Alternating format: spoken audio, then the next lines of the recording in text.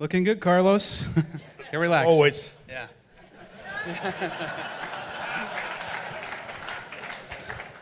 Good to see you. A few days ago, we officially announced the Sea Dogs having Carlos Febles back. So welcome back to Portland for a second year.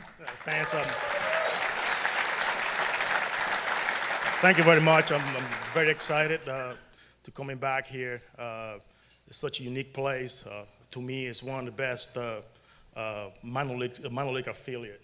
It's no doubt in my mind. And work around with you guys, Jeff and the Bergs family, and you fans. You guys makes this place special. So I'm glad and looking forward to it. You had a busy offseason. You managed the Fall League, which is a collection of some of the best prospects in minor league baseball. Explain to us what that was like for you. That was excited. We made it into the championship. Unfortunately, we lost, but it was a win-win situation for us. I had a great time, and just to have the opportunity to coach the players from different organizations and coaches, being sitting in the same room and just talking about baseball and how they do how to do things in their own organization. It was a gain for me, and it's something that if I have to do it again, I would love to. It was a great experience, even though we lost in the championship. But you know we're having a heat wave here today for you the last 2 days. I mean, it's 55 degrees last night for you. He's coming from the Dominican, but you have to understand that 55 for us and 45 today is... Anything below 7 is cold for me. Yeah. So. I know, there's no convincing you. Yeah, I know. Yeah. This past season, being around such great players, having Ryan here, and you know, what was that like your first year here in Portland? I mean, I know that the team didn't have the wins that they wanted, but we certainly saw some great players come through here. I think the record didn't show how much how great we did. I think we did great. We had a bunch of good players like Benintendi, Moncada type of guys, Ryan Court with us, and it was fun to be around such a talented group. The guys that came in ready to work every day. Like I said, we did. The record didn't show how well the guys perform. At the end of the day, it's not how many games you win, it's how better they got. So, and definitely the guys got better, and that's what we're here for. And you've seen this before. Minor league seasons can really almost be 2 seasons in one. Yeah. The second half here in Portland was a dramatic change. Yeah, we were looking for the second half of the season. We didn't start off. We were hoping to start off better, and knowing that we have a second wave waiting for Benintendi and Moncada. But unfortunately, things didn't work out the way we were hoping to. We pitched pretty good in the first half. It didn't hit. We hit pretty good in the second half. We didn't pitch, so that's how things go sometimes. Yeah. But hopefully, things change this coming season. A lot of people, I think White Sox fans, you know, around the country now want to know about Moncada, and they want to know what he is like.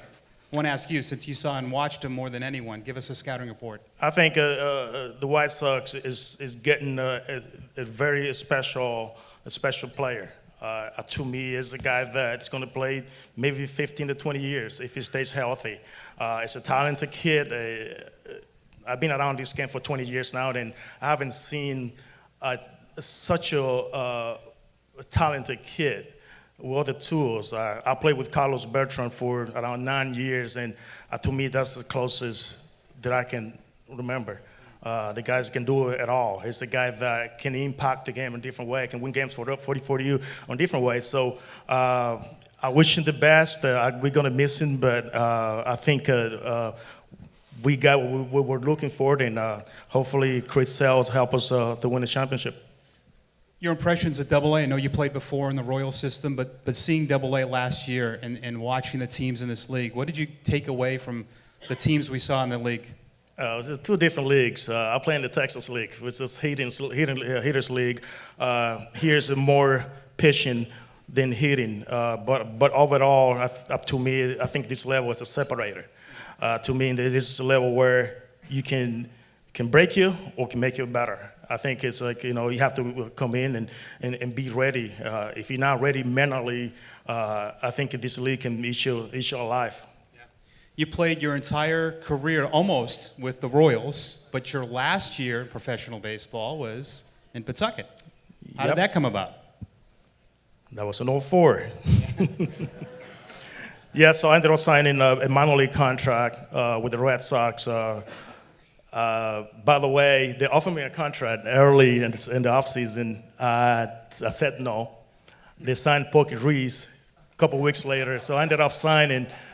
Went from having a big league contract to signing the minor league. So I ended up going to the mini camp, and they talked to me about maybe, just taking me to the big league camp, but I had to go to the mini camp first. So a week after I got there, so I ended up hanging out with Jason Veritek with the big boys, and I played 3 months in Pawtucket before getting hurt, and that was it. You were an excellent defensive second baseman, terrific base runner. You play? No? Oh, you want me to say more? Terrific hitter, terrific clubhouse guy, terrific driver, terrific golfer. No, yeah, you're No? going too far. But you really love Kansas City. I know I asked you that before during the last season. Just tell us what it was like playing in front of Royals fans. I mean, it's like that was home for me. So I signed with the Kansas City. I come up with the Kansas City Royals. I was treated well there. It was an organization that put a lot of pride on, in making players better, and just the people itself.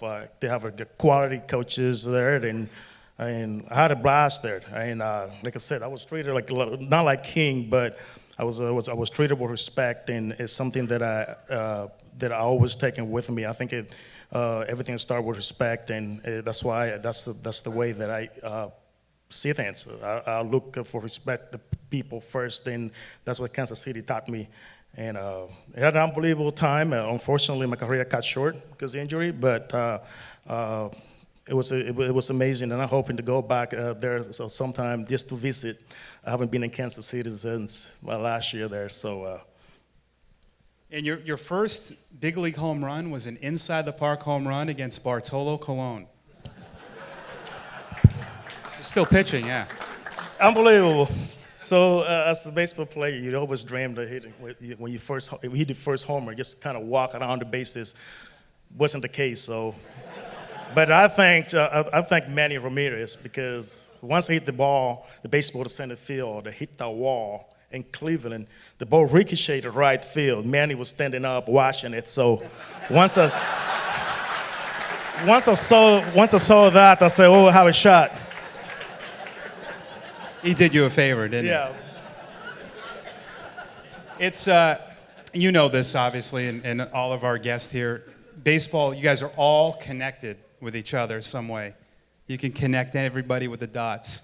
Your second home run was against Heathcliff Slocum, who was part of a deal, right, with one of our guests tonight. You remember that home run? Yeah. So did you guys know that I was his last hitter that he faced in the big leagues? So I hit a homer off him, and they took him out of the game, and they got released after the game.